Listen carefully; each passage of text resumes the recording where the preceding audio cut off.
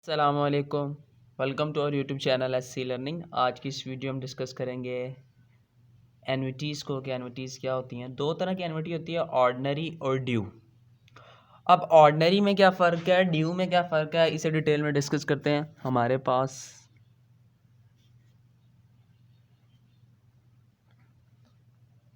Annuities की हो गई दो टाइप्स। पहली टाइप हमारे पास क्या हो गई, ऑर्डिनरी।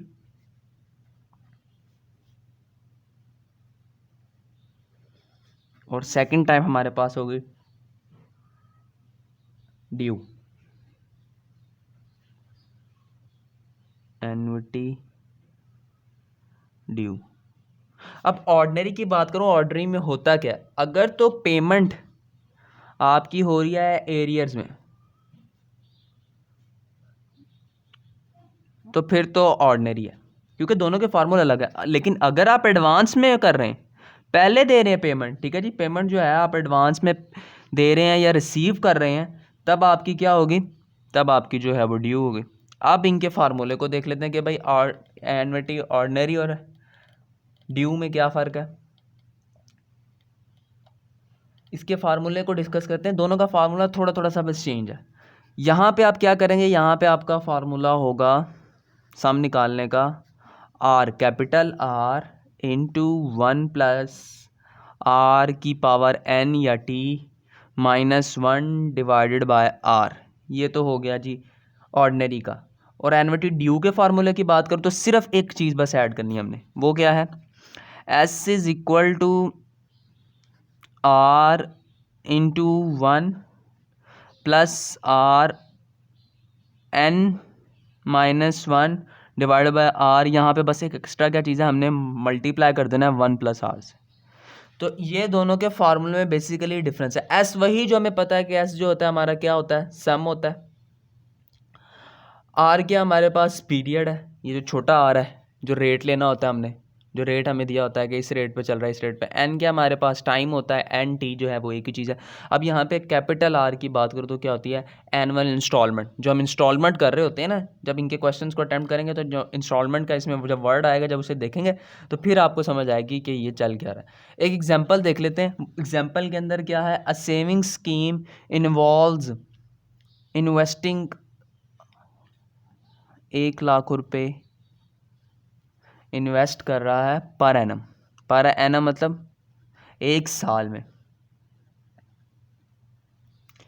अब फॉर 4 ईयर्स, 4 सालों के बाद, यानी कि एन हमारा कितना हो गया, अगर मैं बात करूं 4 सालों के बाद, हम इसको सम ही निकाल के दिखाना है, एस निकाल के दिखाना है।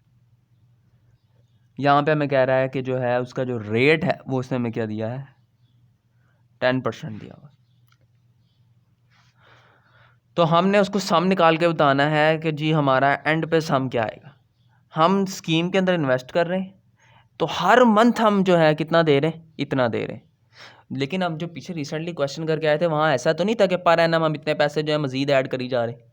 वहाँ ऐसा तो नहीं था, वहाँ एक रेट दिया होता था, हमें एक प्रेजेंट वैल्यू दी होती थी, वो प्रेजेंट वैल्यू जो है उसके ऊपर इंटरेस्ट लग लग लग के वो फ्यूचर वैल्यू तक पहुँच जाती थी। यहाँ पे क्या है, यहाँ पे हर महीने जो है वो 1,00,000 रुपये ऐड कर रहा है, ठीक है। Saving scheme involves investing 1,00,000 per annum. 4 सालों तक वो 1,00,000 जमा करता है, उसके अंदर डालता रहता है। यानी कि अगर हम 4 साल के हिसाब लें तो 4,00,000 डालता है। अब हमने देखना है 4,00,000 तो वो डालता ही डालता है, अब उसके ऊपर उसको इंटरेस्ट कितना आएगा। तो ये कौन सा है, अगर हम इसको देखें तो एरियर्स के अंदर पेमेंट है। हम इसका जो है फार्मूला लिख लेंगे अपना, s is equal to r1+r⁻n-1 divided by r। तो r कैपिटल R हमारे पास क्या हो जाएगा, इन्वेस्टमेंट। कितनी इन्वेस्टमेंट कर रहे हैं, 1,00,000 की। 1 प्लस रेट अपने पास कितना है, रेट हमारे पास है 10%, इंटू n क्या है, n हमारे पास 4 साल, -1 डिवाइडेड बाय r कितना है 10%। इसको सॉल्व कर लेंगे तो अपने पास वैल्यू आ जाएगी 4,641,000। तो इसका मतलब क्या है, इसका मतलब ये है कि 641,000 हम क्या करते हैं, हमारा इंटरेस्ट है 4,00,000 वो पेमेंट देता है, जिसके ऊपर हमें इंटरेस्ट कितना मिला है 641,000। तो सम क्या आएगा, 4 सालों बाद हमने अमाउंट रिसीव्ड क्या करनी है, वो हमने करनी है 4,641,000। अब यही जो सवाल है इसको मैं एडवांस पेमेंट में लेके जाऊंगा। तो एडवांस में कैसे होगा, यहाँ पर मैं क्या कर रहा था, पर एनम जो है वो मैं पेमेंट कर रहा था ईयर एंड के ऊपर। मतलब जैसे ईयर एंड होता था, लास्ट डे जो होता था ईयर का, वो मैं पेमेंट कर देता था। तो ये कौन सा मेरा होगा, एरियर में चला गया, ऑर्डिनरी में चला गया।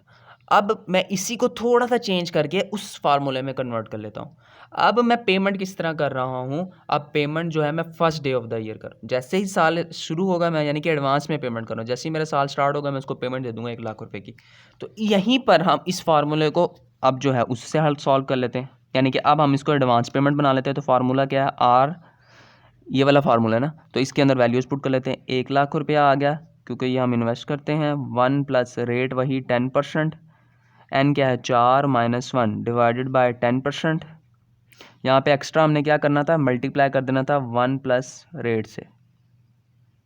तो इसको हम सॉल्व कर लेंगे, देखते हैं अब दोनों के सम में कितना डिफरेंस आता है। इसको जब सॉल्व करेंगे आंसर आ जाएगा 150,510। अगर आप यहाँ देखें तो यहाँ पे जो हमें फ़ायदा हो रहा है वो यहाँ पे हमें ज़्यादा फ़ायदा हो रहा है। इसका मतलब एडवांस में हमें ज़्यादा फ़ायदा हो रहा है देने से, क्योंकि हम साल के जैसे स्टार्ट होता है साल, जैसे अभी 2020 चल रहा है, तो 2020 यकम जनवरी 2020 को मैं पेमेंट दूंगा, तो मेरे पास ये वाला किस्सा होगा।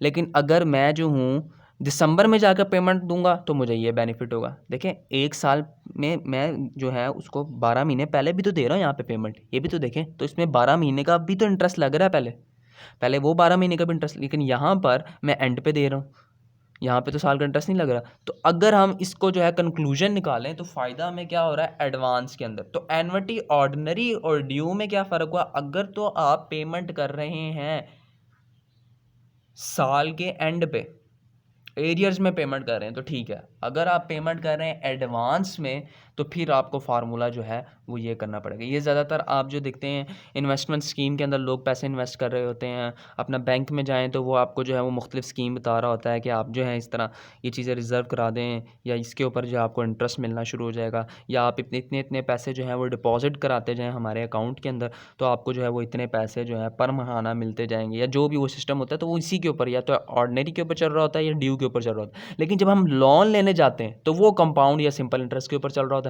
क्योंकि लोन के ऊपर हमने लोन तो यकमुश्त एक ही दफ़ा अमाउंट ले लिया, अब उसके ऊपर हमें इंटरेस्ट देना होता है। तो वो फिर बैंक वाले कैलकुलेट करते हैं कि भाई हमने इसे 1,00,000 का लोन लिया, हमने इसे 1,50 लेना है, सम हमने इसे 1,50 लेना है 4 सालों बाद 5 सालों बाद। तो वहाँ सिंपल या कंपाउंड इंटरेस्ट का जो है वो क्वेश्चन चल रहा होता है। यहाँ पे एक छोटी सी चीज़ और ऐड करते हैं, सिंकिंग फंड। वो क्या होता है, सिंकिंग फंड को देखते हैं कि वो क्या होता है। सिंकिंग फंड होता क्या है, लेट्स सपोज आप एक बिजनेसमैन हैं, आप चाहते हैं कि भाई आज मैं इतने पैसे इन्वेस्ट करूं और मुझे फ़लाँ दिन जाकर जो है वो उतने पैसे मिल जाएं या उससे ज़्यादा पैसे मिल जाएं। तो क्या करते हैं लोग, एक फ़िक्स्ड अमाउंट, एक फ़िक्स सम ऑफ मनी जो है वो रेगुलर इंटरवल के बाद, यानी कि 3 महीने 6 महीने सेमी एनुअली जो भी उन्होंने टाइम फिक्स किया होता है उसके ड्यूरेशन में वो फ़िक्स अमाउंट जो है वो डिपॉजिट कराते जाते हैं, और उसके बाद फ्यूचर के अंदर जाकर जो है वो एक स्पेसिफिक अमाउंट जो होती है वो रिसीव कर लेते हैं। तो अगर हम इसके क्वेश्चन को देखें तो हमें ज़्यादा क्लियर समझ आएगी। एक कंपनी जो है वो पे करती है 5 मिलियन, यानी कि कंपनी पे करती है 5 मिलियन 5 सालों के लिए। एन कितना हो गया हमारे पास, 5 साल। कंपनी पे कितना करती है, वो करती है जी 5 मिलियन।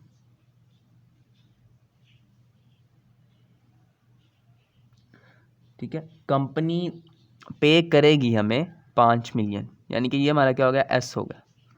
एक कंपनी 5 साल के बाद हमें जो है वो 5 मिलियन जो है वो पे करेगी, ये बात तो डन होगी कि भाई इतना उसने जो है हमें 5 सालों के बाद देना। आगे, a company wish to save up to a fund the new machinery by making a series of equal payment into an account with payable interest। हम जो है मशीनें ले रहे हैं एक जगह से, और उस कंपनी को वो हमें कहती है कि हम आपको 5 मिलियन दे देंगे। ठीक है, अब टाइम उसने हमें कितना दिया, 5 साल का। इंटरेस्ट रेट उसने हम पे क्या लगा दिया है, 8% का जो है उसने हम पे इंटरेस्ट रेट लगा दिया। अब वो हमें कहता क्या है, कहता है कि आपने जो पेमेंट करनी है वो एंड ऑफ द ईयर करनी है, तो एंड ऑफ द ईयर का वर्ड आ गया तो ये ऑर्डिनरी होगी। अब हमने बताना है कि हमने पेमेंट कितनी करनी है, हम उसे पेमेंट कितनी करेंगे, ये तो हमें नहीं पता कि हम उसे पेमेंट कितनी करेंगे। तो अब हमारे पास ये है ऑर्डिनरी का फार्मूला, हम ऑर्डिनरी का फार्मूला लिखेंगे S is equal to R into 1 plus यहाँ पे आर था n-1 डिवाइडेड बाय आर। तो आर हमारे पास क्या है हमें नहीं पता, लेकिन सम हमें पता है। सम हमारे पास क्या है 5 मिलियन, 5 मिलियन वो हमें देते हैं। तो हम हिसाब लगा लेंगे कि भाई हम उसको कितनी पेमेंट करेंगे इस रेट के ऊपर। कभी कभी ऐसी सिचुएशन भी हो जाती है ना कि आप कंपनी पे जाते हैं और वो आपको बताते हैं हम 5 मिलियन देंगे, हम आपको अभी बता देते हैं कि आपने जो है हमें कितनी पेमेंट करनी है, कब करनी है, at the end of the year, यानी कि 5 सालों में हर साल के एंड पे आप हमें कितनी कितनी पेमेंट करेंगे। तो ये आर हम इसी तरह न देते हैं 1 प्लस आर, ये छोटा आर, इसकी वैल्यू क्या है हमारे पास 8%, एन हमारे पास क्या है 5 माइनस 1 डिवाइड बाय 8%। इसको सॉल्व कर लेंगे, आर की वैल्यू आ जाएगी, आर की वैल्यू क्या आ जाती है 852,878। तो इसका क्या मतलब है कि ये वैल्यू है जो हम उसको एंड पे देंगे, हर साल के एंड के ऊपर जो है हम उसको ये वैल्यू देंगे। होप सो ये वीडियो आपको पसंद आएगी, हमारे चैनल को सब्सक्राइब कीजिए ताकि जैसे ही कोई नई वीडियो अपलोड हो उसका नोटिफिकेशन जो है वो आपको मिल जाए। इंशाल्लाह नेक्स्ट वीडियो में हम इसके जो है प्रैक्टिस क्वेश्चन के साथ जो है वो हाजिर होंगे और उसके प्रैक्टिस क्वेश्चन को जो है वो सॉल्व करेंगे ताकि आपकी जो मज़ीद जो कोई प्रॉब्लम्स हैं या कोई आपके दिमाग में कोई क्वेश्चन है तो वो जो है क्लैरिफाई हो जाए आगे। अल्लाह हाफिज़।